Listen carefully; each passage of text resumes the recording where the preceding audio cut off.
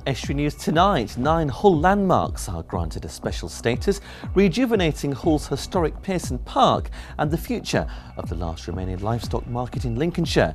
And later in tonight's programme, I'll be talking to Alan Iles on a coastal carnival. Before that, the Mayor of North East Lincolnshire on opening Grimsby's historic doors.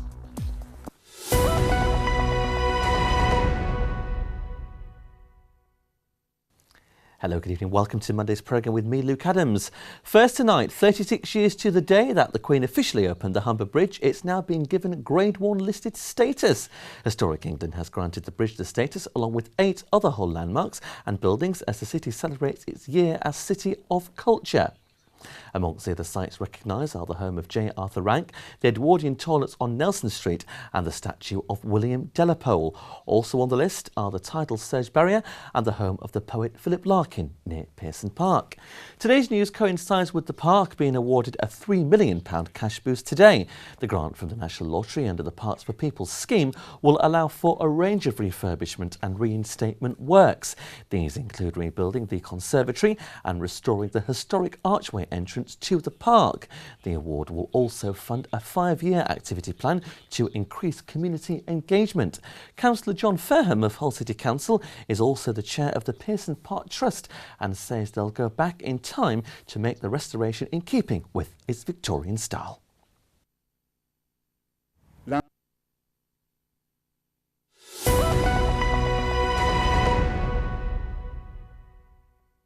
In other news today, a cyclist has died following a collision in Hull.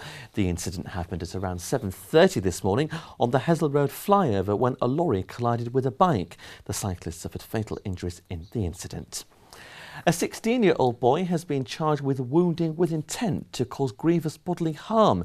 It's in connection to an assault which occurred at the Tivoli Tavern in Grimsby on Thursday. Police are keen to speak to 2 men captured in these CCTV images in relation to the incident. It's believed they have connections to the Liverpool and Manchester areas. East Lindsey District Council are seeking the views from the public on the future of the last remaining livestock market in the county. It's been a cornerstone of Louth since the 16th century as part of a legal obligation for the council to provide it. But now a number of options will be presented to the community to help determine its future. These include selling the existing site for the redevelopment of a new facility at the cost of £5 million or to seek a private Act of Parliament to remove the obligation from the Royal Charter.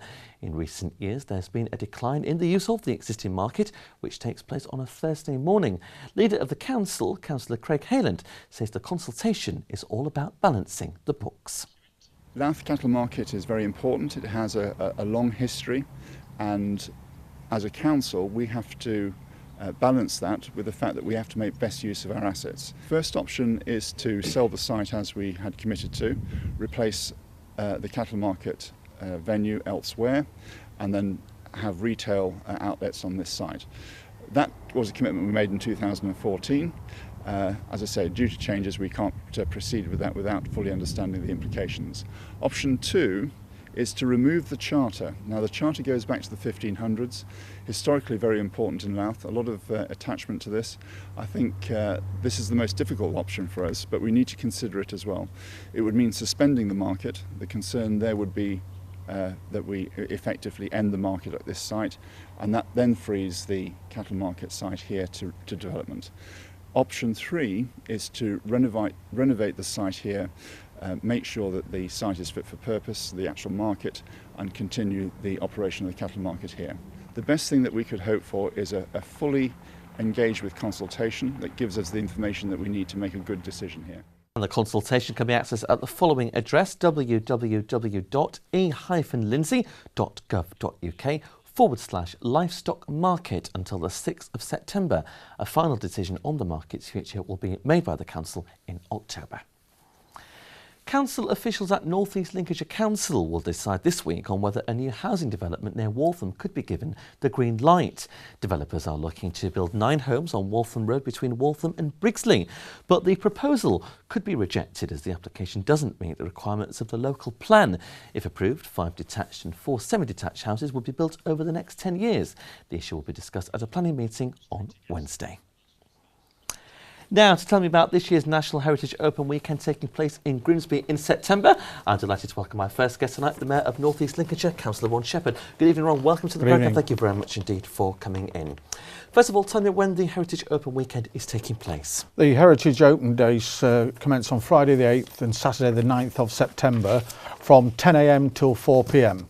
It is the opening of the Town Hall, its heritage assets and the Time Trap. So, as you've just said there, Ron, the Grimsby Town Hall and the Time Trap Museum will be opened as part of the weekend's events. Why were these two particular buildings chosen to form part of the weekend? Our heritage asset is Grimsby Town Hall. It encompasses the Time Trap and the Town Jail in the basement, the Heritage Asset Office, which is attached to the main Town Hall.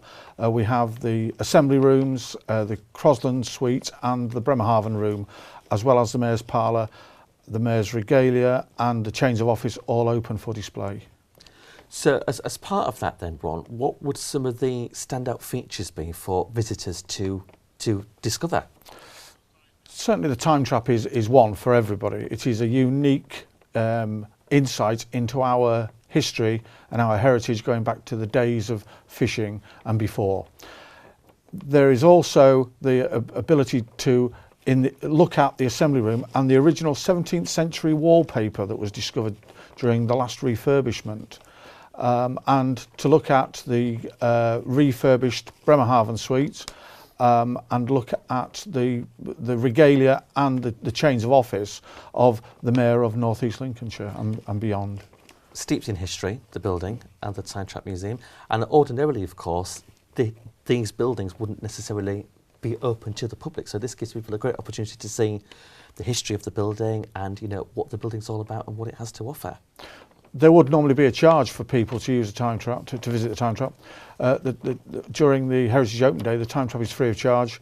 The councillors and trustees, I'm the chair of the trustees, will be available to guide and tour people around the Town Hall and its assets. The Town Hall staff are available with extensive knowledge of the history of Grimsby Town Hall, and for people to look at and ask and to a degree feel their way around the Town Hall. Okay, fantastic. Ron, how many visitors are we roughly expecting to see over the course of the 2 days in September? We're rather hoping that we can getting in excess of 500 visitors. There is a craft fair up in the Bremerhaven Room, and the Crosland Suite will have the archives as an attraction, which will then encourage people at trade stands, which will be available. People will come. They're going to look at the whole variety of assets that we have, including the stained glass windows and the council chamber. Okay, fantastic. And I believe as well, Ron, as part of these weekends, there's going to be a craft stall, isn't there? Yeah, the craft fair will be over the 2 days. We're trying to base it on local crafts, cottage industries, items that are of interest to local people. Okay, fantastic. Ron, you've been Mayor since May. How's your term in office going so far? It's pretty hectic, indeed, and there's something to do every day. And it is great to represent the people of North East Lincolnshire. It is, as I've said, my intention to be a mayor of the people. Therefore, the Mayor's Parlour and the door is open Monday to Friday, and I would encourage everybody to drop in and have a chat with us. Okay, fantastic. Ron, what are the two charities which you've nominated as your chosen charities this year? There are two charities, the Cllr Support Service, who are a trust that supports people who are caring for people in the community. Okay. And the second is Linkage Community Trust Adult Skills, which is based on Wheelsby Road. Okay. Why did you particularly choose those charities? They're both local charities, and we've ring-fenced any monies that are raised for the charities to be spent locally within the borough. They're both very dear to my heart. My wife was a carer for her mother.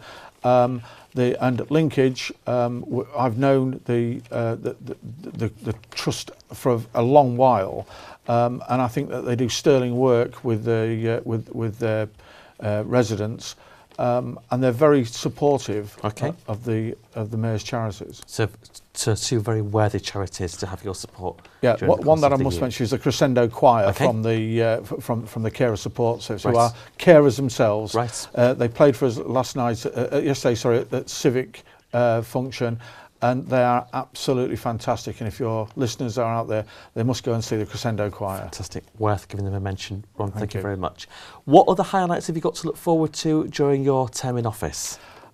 We've got the Armed Forces Ball next week, which is in support of Armed Forces Day. The Armed Forces team organise that, and they support the Mayor's charities. The town hall is extensively used for functions, weddings and meetings of different groups, as well as political groups. The time trap is open to youth groups and we encourage young people to come and watch. Part of that is that I'm engaging now with more and more youth groups and working closer with youth organisations. I have 3 Mayor's cadets from the Army, Navy and Sea Cadets. They are proactively out there engaging with and encouraging young people to come and visit the heritage assets that we have. Fantastic, Ron. Great work. All the best for the rest.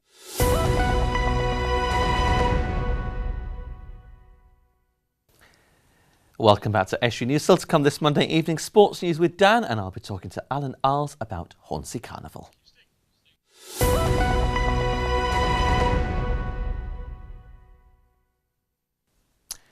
The leader of North Lincolnshire Council is encouraging people to continue to shop local in Ashby. Councillor Rob Waltham visited the area recently to speak to businesses and traders as the town undergoes a major refurbishment programme. The council is investing around £800,000 to relocate Ashby Market to its new location of Broadway. The new street-style market will be in a busy area of the town's high street. Work started at the beginning of July and is expected to be finished in the autumn. Hull residents have one last chance to help redraw the political map of the city. The Independent Local Government Boundary Commission proposes that Hull City Council should have 57 councillors in the future, 2 fewer than the current arrangements. The recommendations also suggest councillors should represent 2 councillor wards and 17 3-councillor wards across the city. The public consultation closes on the 8th of August and it can be found at www.consultation.lgbce.org.uk. Essential roadworks in East Yorkshire have now got underway. The 20-week scheme will see improvement works along the C8 road between North Cave and Market Wheaton. Traffic will be diverted via the A1034 South Cave at Sancton and the A1079 Market Wheaton route. It's part of East Yorkshire Council's programme of highway maintenance works. A 24-hour road closure will be in place during the period of the scheme due to the nature of the work involved. Now, the 52nd Hornsey Carnival is set to take place this weekend, thought to be East Yorkshire's biggest free carnival. I'm delighted to welcome my second guest tonight, Alan Iles, Chair of the committee, to tell me what's in store at this year's event. Good evening, Alan. Welcome to the programme. Thank you very much for coming in. No worries. That's great. 51 years down the line, remarkable achievement. Why has the carnival become such a successful and popular community event? Yeah, it definitely has. I mean, we're building on last year's 50th year. It was a great weekend last year. We had wonderful weather for it, wonderful events all through the week, and we're building on it this year. So great, lot of community involvement. Well done on your 50th anniversary last year. What were some of the highlights of that, and will we see similar things happening this year? Yes, you will. Last year, with highlights, we had the longest parade ever. Which was great on Saturday morning. Our live arena events, including the action horses, and our live music all over the weekend, as well as the food and craft tents. This year we'll be our theme is celebration of culture, so we will be looking to build on Hull City of Culture, and taking our lead from that. So, fantastic, yeah. Alan. Last year there was around 25,000 visitors to the event, correct. Wasn't there? Yep. Are we expecting to see similar numbers or exceeding, particularly, of course, as you just mentioned there, Alan, this year being City of Culture? Well, we're hopefully going to build on last year. It was an exceptional year for us. The weather was great, like I said. We had some great events, but we have got a full programme for the 3 days this year.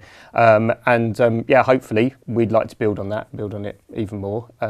We're involving a lot of the community this year, trying to get the Hornsey involved as much as possible. And also, as we rely on the visitors as well, which is great. So Hornsey has a great attraction especially from West Yorkshire, so we're looking to build on that. Yeah. So you do get people coming from outside of the town, but also outside of the area as well. Yeah. Lots of people have their holiday homes on the East Coast, so especially Hornsey's got a lot of regulars that come back from West Yorkshire. So a great boost to the local economy, Alan. Yeah, how is the event actually funded?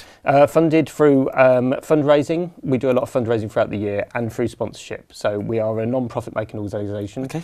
We're all run volunteers. There's only 15 of us on the committee, so we're all local, and all the money that we raise gets put back into Carnival every year. A small army of dedicated and willing volunteers to make this event a great success. £16,000, is that the estimated running cost for this year's event? About 16,000, and then that to put on the basic Carnival. So that covers all of our marquees, our insurances, getting the basic events there. So the more we raise, the bigger the event can grow. So it all depends on the money. Exactly, and that's how we can get it onto. Yeah. Why is the Hornsey Carnival and carnivals in general important to the local community? Well, I think it does get the community together.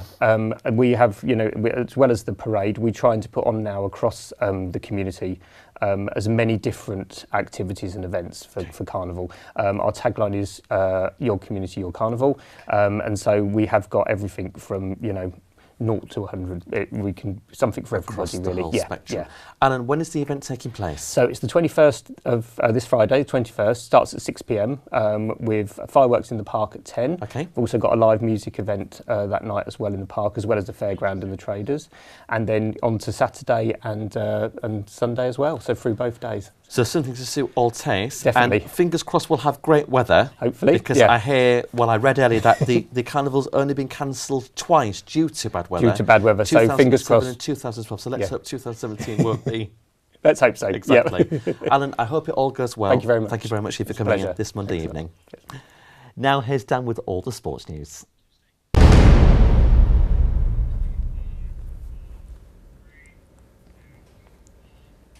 Hull City have taken former Burton Albion and Bradford goalkeeper John McLaughlin on trial.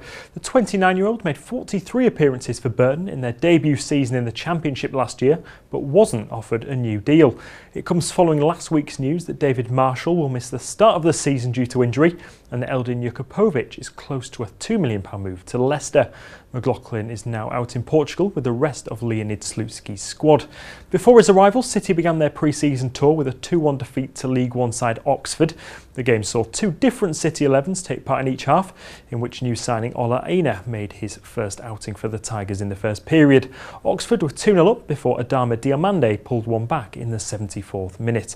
City continue their pre-season preparations in Albufeira tomorrow evening when they take on Bristol Rovers. Also at City, they've confirmed the departure of midfielder Tom Huddleston. After 4 years at the KCOM, he's joined Derby County. Meanwhile, the Tigers under-23s lost 3-1 to North Ferriby United in the annual Billy Bly Trophy on Saturday. Joel Ambula opened the scoring for the Villagers in the first half before City's captain for the day, Will Annan, equalised. In the second period, former Hullman Danny Emerton and trialist Alberto each scored. The latter is set to sign for Ferriby. He's just awaiting international clearance. Following game, the Ferriby manager Steve Howsham confirmed his intent to make more signings before the season and wouldn't rule out making moves for some of City's youngsters. Looking if we keep good contacts with Hull City, they've got a few good young players there as well. So hopefully we'll get the feelers out and the contacts out that we know. And but it's guaranteeing these young boys games of football. These lads that we've got now at the minute are stepping up to the plate, and I feel it's coming together. We lost nine players from last season, so it's been a rebuilding session again, and it's one that's coming on. Grimsby Town have signed two of their current trialists on permanent deals. They've gone ahead and handed former Hull and Reading striker Harry Cardwell a 2-year deal, while keeper Ben Killip has signed an initial 1-year contract.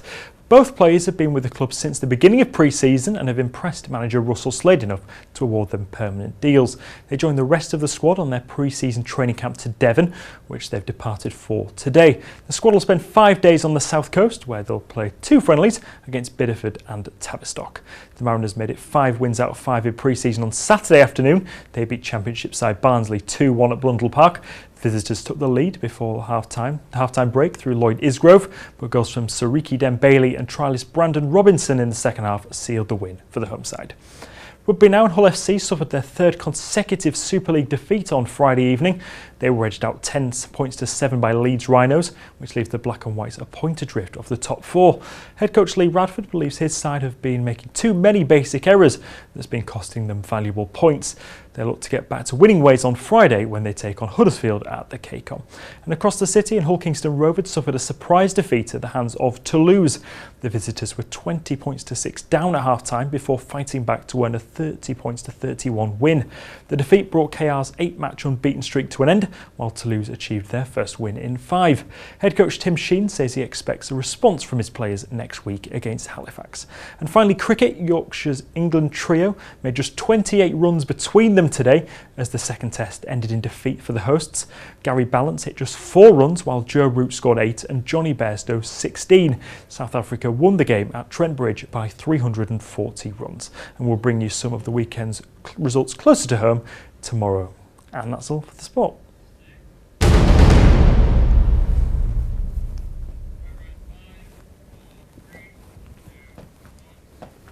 Thanks very much, Dan. That's just about it for tonight, I'm afraid. As always, if you have a news story, then please visit our Facebook or Twitter pages or email news@estuary.tv. You can also phone our news desk, which is a Grimsby number 01472 31553, or put pen to paper and write to us at the usual address. As always, we look forward to hearing from you with any news stories you may have. On the sofa tomorrow, I'll be joined by Craig Moody and Stephen Murphin and Angela Pearson on a carnival taking place in Grimsby this weekend. Until then, from all of us on the team, have a great Monday evening.